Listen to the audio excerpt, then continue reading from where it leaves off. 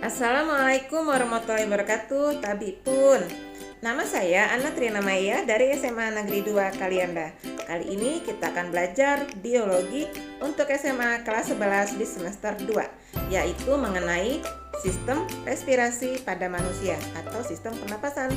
Kali ini kita akan bahas tentang alat-alat pernapasan serta mekanisme pernapasan.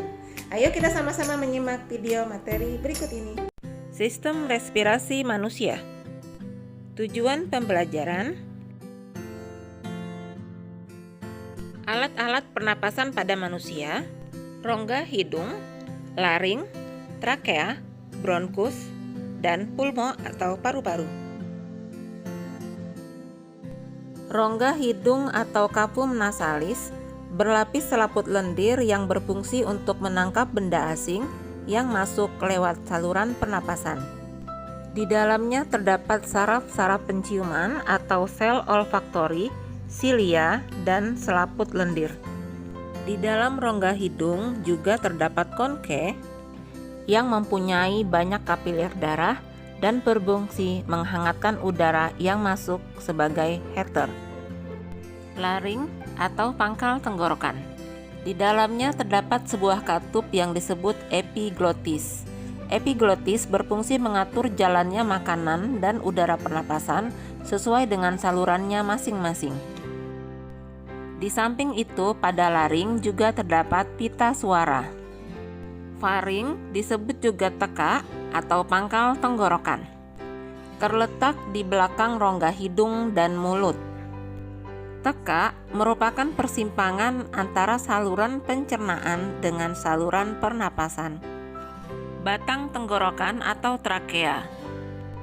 Dinding tenggorokan tipis dan kaku, dikelilingi oleh cincin tulang rawan.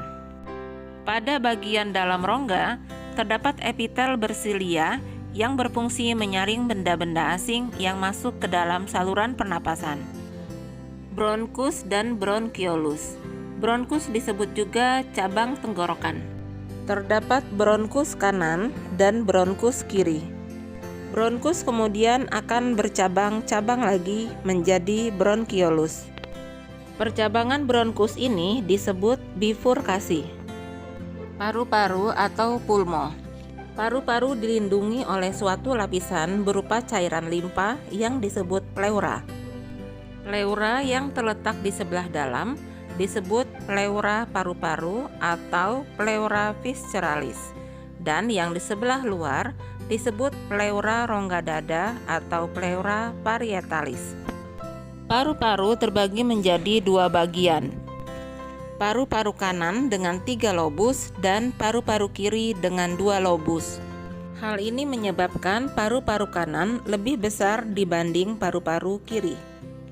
Di bagian dalam paru-paru terdapat gelembung halus yang merupakan perluasan permukaan paru-paru yang disebut alveolus. Alveolus jumlahnya lebih kurang 300 juta buah.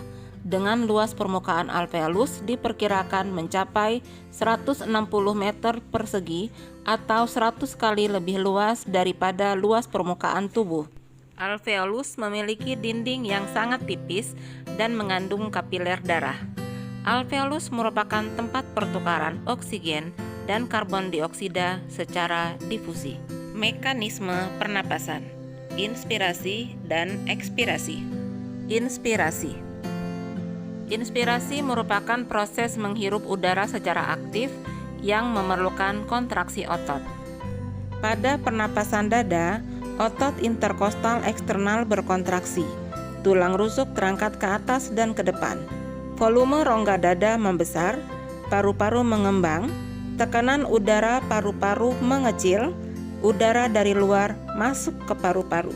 Jika disingkat akan seperti ini: naik, naik, naik, turun, masuk. Otot interkostal eksternal naik, tulang rusuk naik, volume rongga dada naik, tekanan udara turun, dan udara masuk. Ekspirasi merupakan proses menghembuskan udara secara pasif yang tidak memerlukan kontraksi otot. Pada pernapasan dada, otot interkostal luar relaksasi, tulang rusuk turun, volume rongga dada menyempit, paru-paru mengecil, tekanan udara paru-paru membesar, dan udara keluar dari paru-paru. Jika disingkat akan menjadi turun, turun, turun, naik, keluar. Inspirasi pernapasan perut. Otot diafragma berkontraksi, diafragma yang melengkung kemudian menjadi datar.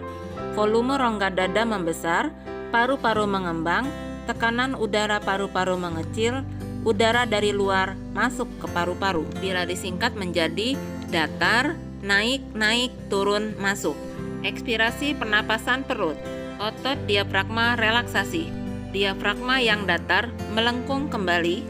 Volume rongga dada menyempit, paru-paru mengecil, tekanan udara paru-paru membesar. Kemudian udara keluar dari paru-paru. Bila disingkat menjadi lengkung, turun, turun, turun, naik, keluar. Mekanisme pernapasan diatur dan dikendalikan oleh pons paroli di otak dan serabut aferen nervus vagus dari reseptor saluran pernapasan dan paru-paru. Faktor yang mempengaruhi frekuensi pernapasan antara lain